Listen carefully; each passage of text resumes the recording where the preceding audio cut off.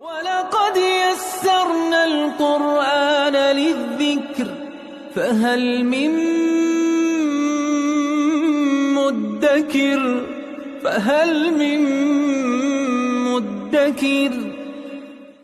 اعوذ باللہ من الشیطان الرجیم بسم اللہ الرحمن الرحیم الحمد للہ رب العالمین وصلی اللہ علی سیدنا و نبینا ابی القاسم المصطفى محمد وعلى آلہ الطیبین الطاہرین المعصومین اما بعد اعوذ باللہ من الشیطان الرجیم بسم اللہ الرحمن الرحیم وقال الذين لا يعلمون لولا يكلمنا الله أو تأتينا آية كذلك قال الذين من قبلهم مثل قولهم تشابهت قلوبهم قد بينا الآيات لقوم يوقنون صدق الله العلي العظيم۔ ان آیات میں اہل کتاب اور مشرکین مکہ ان کے غلط کاموں کو، ان کے انحرافی عقیدوں کو بیان کرنے کے ساتھ ساتھ پروردگار نے ان تینوں گروہوں کے جو مشترکہ عقائد تھے، جو متفقہ کام تھے، ان کا تذکرہ بھی کیا ہے، جس میں اہل ایمان جو یہودی اور عیسائی تھے ان کی بہت بڑی مذمت ہے۔ یعنی ان کو اس بات کی طرف متوجہ کیا جا رہا ہے کہ آپ آسمانی کتابوں کے ماننے والے ہیں، آپ انبیاء پہ ایمان لانے والے ہیں، لیکن آپ کے عقائد، آپ کی افکار وہ مشرکین مکہ سے ملتی جلتی ہیں،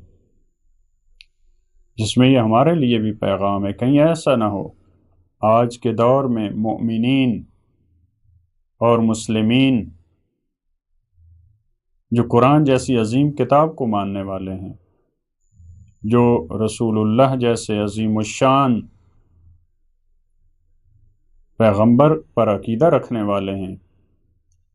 کہیں ایسا نہ ہو کہ وہ بھی عقائد کی دنیا میں، نظریات کی دنیا میں ایسے عقیدے نہ بنا بیٹھیں جو مشرکین مکہ کے مشابہ ہوں۔ لہذا اس آیت میں، آیت نمبر 118 میں فرمایا وقال الذین لا یعلمون، اور ان لوگوں نے کہا جن کو علم نہیں تھا۔ دیکھیں قرآن کریم نے بہت سارے مقامات پہ مشرکین مکہ کو لا یعلمون، جن کو علم نہیں ہے، یعنی جو جاہل ہیں، کہا کہ وہ افراد کہتے ہیں، ان کا عقیدہ ہے جن کے پاس علم نہیں ہے۔ جن کے پاس علم نہیں ہے یعنی جو جاہل ہیں۔ یہ تقریباً اس کا مفہوم امیون کے قریب ہے، جو اہل مکہ کے لیے ایک قرآن کریم نے لفظ استعمال کیا امیون، یعنی جو پڑھنا لکھنا نہیں جانتے تھے، جو ان پڑھ تھے۔ یہ بھی اسی سے ملتا جلتا لفظ ہے وقال الذین لا یعلمون، اور وہ افراد جن کے پاس علم نہیں تھا، جو مشرکین تھے، جو جاہل تھے، انہوں نے کیا کہا لولا یکلمنا اللہ، اللہ ہم سے گفتگو کیوں نہیں کرتا، او تأتینا آیہ، یا خدا ہمارے پاس کوئی معجزہ، آیت سے مراد یہاں معجزہ ہے۔ رسول اللہ یہ کہتے ہیں کہ پروردگار نے میرے ساتھ گفتگو کی ہے، مجھے وحی سے نوازا ہے، مجھے معجزات دیے ہیں، تو یہ کہتے تھے کہ یہ ہمارے پاس، ان کی نگاہ میں وہ زیادہ مستحق تھے۔ لہٰذا بعض مقامات پہ قرآن کریم نے ان کی اس جسارت کو بھی نقل کیا ہے کہ وہ کہتے ہیں کہ یہ وحی یا یہ وحی کا فرشتہ کسی بڑے فرد پہ کیوں نہیں آتا، یعنی کسی مالدار پہ، کسی امیر گھرانے کے فرد پہ۔ رسول اللہ ظاہر یتیم بھی تھے، ان کے پاس اتنا مال و دولت بھی نہیں تھا، ان کے مد مقابل بہت بڑے افراد تھے جو امیر تھے، گرچہ وہ باطل تھے، مشرک تھے، بت پرست تھے،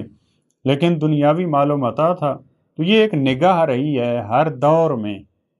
جب حضرت طالوت کا انتخاب ہوا تو وہاں بھی لوگوں نے یہی اعتراض کیا کہ ہمارے پاس زیادہ سہولیات ہیں، ہمارے پاس زیادہ پیسہ ہے، اس کے پاس کچھ بھی نہیں ہے، اس کو کیوں لیڈر بنایا جا رہا ہے، اس کو کیوں سپہ سالار بنایا جا رہا ہے۔ تو یہ ہر دور میں یہ ایک گروہ رہا ہے جس کی یہ عادت تھی۔ تو یہ کہتے تھے کہ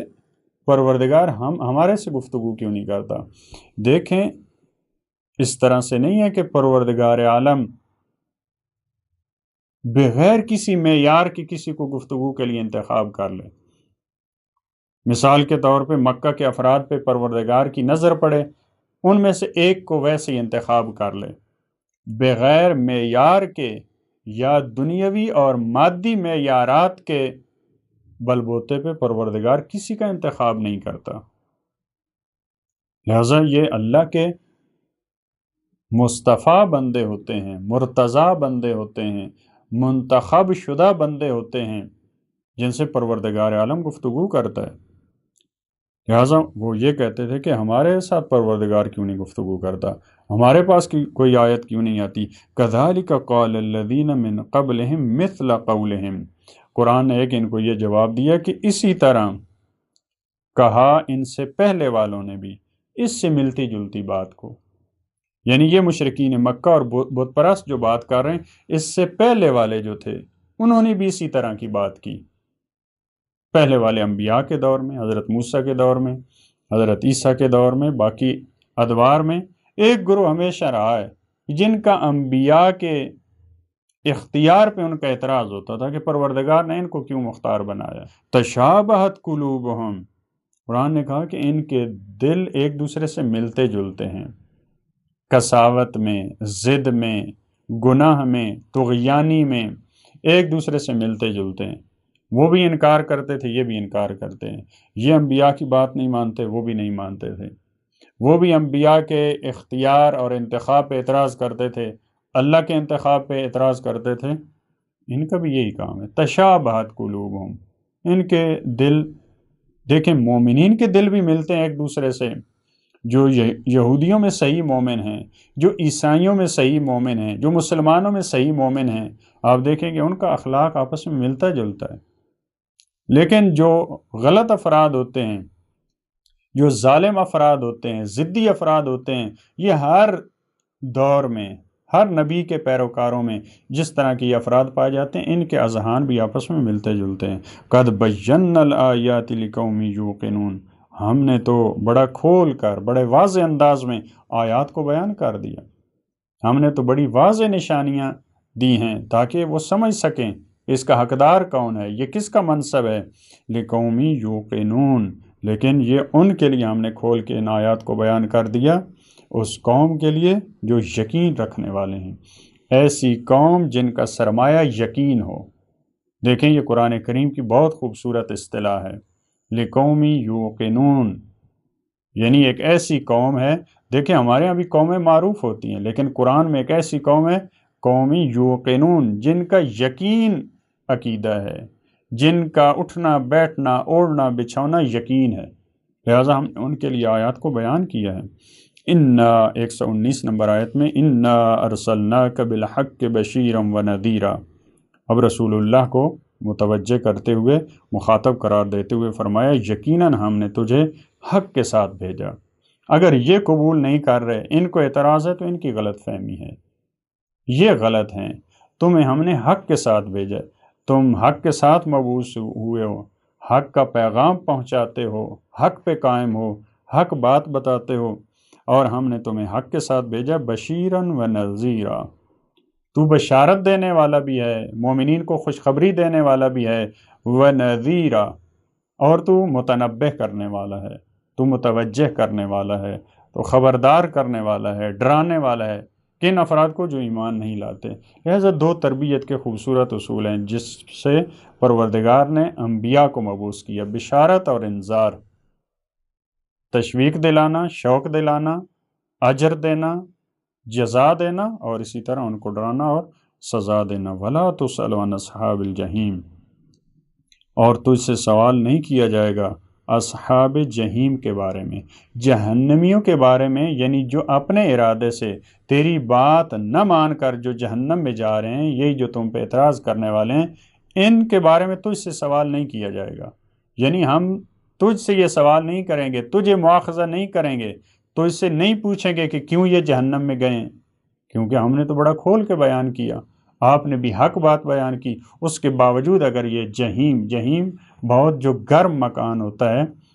جہنم کے ایک ناموں میں سے قرآن کریم نے جو یہاں پہ استعمال کیا اصحاب جہیم، اصحاب نار بعض جگہوں پہ استعمال کیا، اس آیت میں اصحاب جہیم وہ جگہ ہوتی ہے جس میں حرارت اور گرمی بڑی شدت سے ہوتی ہے۔ تو پروردگار عالم ہمیں حق کے سامنے جھکنے اور حق کا پیغام پہنچانے کی توفیق عطا فرمائے۔ اللہم صلی علی محمد و آل محمد۔